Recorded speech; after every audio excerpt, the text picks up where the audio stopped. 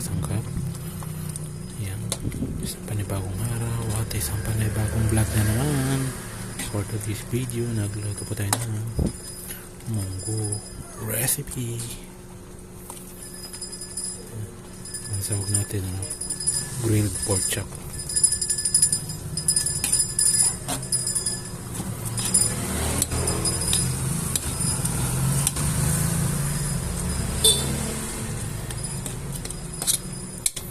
Smells good and yummy taste.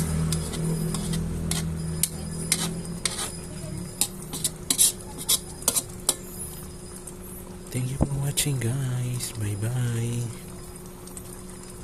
God bless po. Kain na na.